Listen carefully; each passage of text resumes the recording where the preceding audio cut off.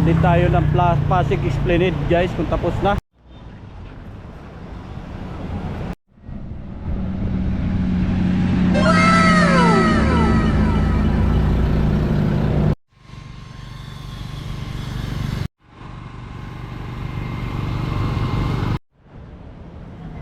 Dito tayo dadaan sa ibabaw ng tulay. Sarado pa kasi yung mga doon sa baba, oh.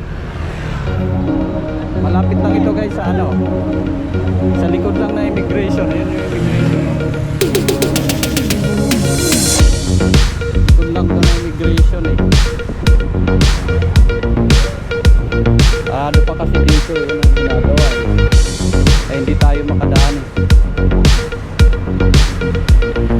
Ito bagong building naman to guys, national ano yan, Republic of National Archives Philippines. Dati ano to eh, City Hall ng Manila eh. Yan, yung tulay na to, pag tinagos mo papuntang Binondo na to eh. Pero maganda na guys, oh. Gawa na eh. Oh, may mga ano na eh, may mga espalto na yung gilid, oh. Wow, amazing. Huh?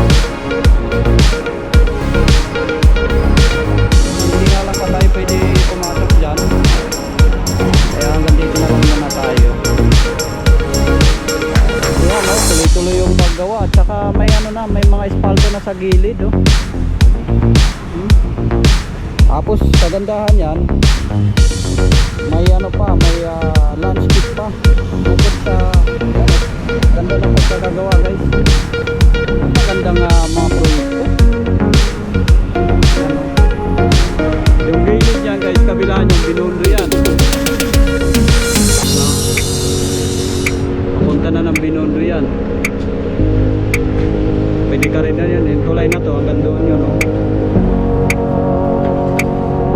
Pwede natin ikutin yan pero medyo malayo-layo. Tingnan natin kung anong meron. Pero dito sa kabila, dito sa may ano, Intramurot, banda, gawa na, hindi malapit na guys, oh. Yung explained ng ano. Wow, maganda mga project. Ayan, likod lang to guys ng immigration mismo. Ayan yung kulay green na yan, immigration yan. Tapos yung kabilang ano naman guys, yung kabilang kabilang tulay, Jones Bridge yun. Papunta rin ng ano yan, ng Binondo. Ganun din naman ito, pero po pwede pala sila, oh. Lapit tayo mamaya doon guys. Tingnan natin kung makano tayo, makapasok tayo. Kasi yung kabila gawa na. So nadadaanan pala, gawa na yung esplanade ng kabilang ano, kabila. Dito, akyat nga tayo dito. Pwede naman pala, kala ko bawal eh. Yan, tayo sa loob. Yan. Nauna pala gawin yung kabila. So yung kabila naman ang ginagawa. Ito yung Pasig River. Yan. Biglang lumuwag pa na dito Pasig River. Yung paano na ng dagat eh, papasok na ng dagat. Kasi sa kabila, tingnan nyo guys, oh.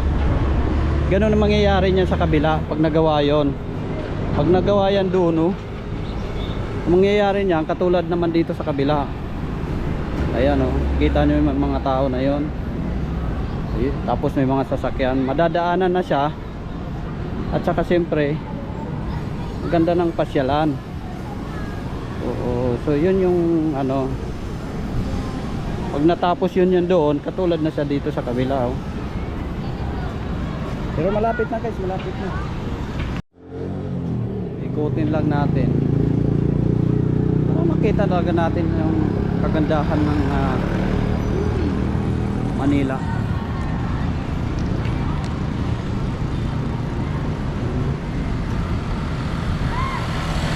Dami na rin nagtayuan dito mga matataas na mga building guys, no?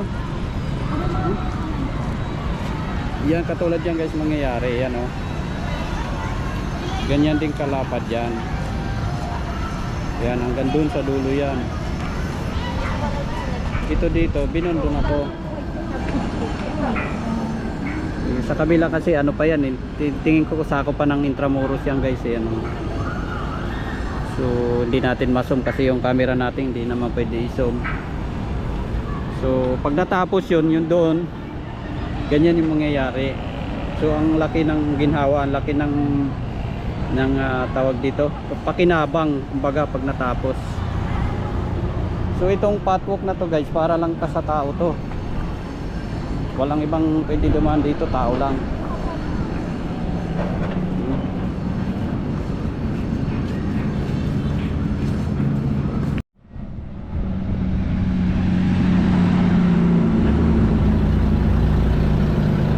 Balikan natin guys doon kung pwede tayo makalapit.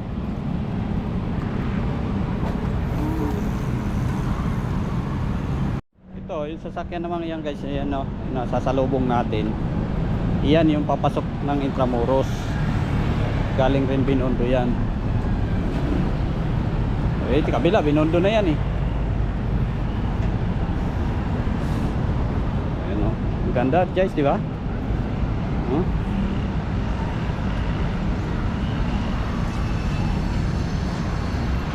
Ang ganda ng gawa ng Diyos.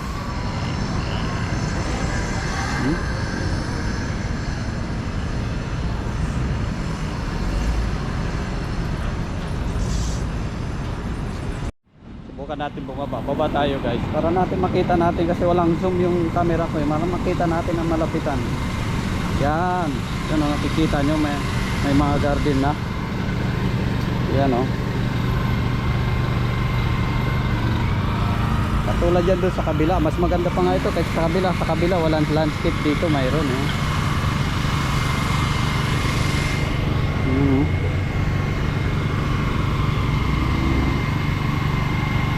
Yan, dire-diretso yan guys doon hanggang doon, dulo.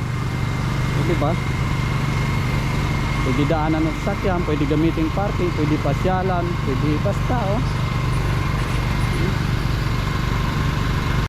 Biglang lumuwag yung Pasig River dito guys pagdating ng Intramuros oh. Pero pag galing ng ano yan, Pasig, hindi ganong kano eh, masikip pa eh. Pero pagdating dito sa Intramuros oh, biglang lumuwag eh.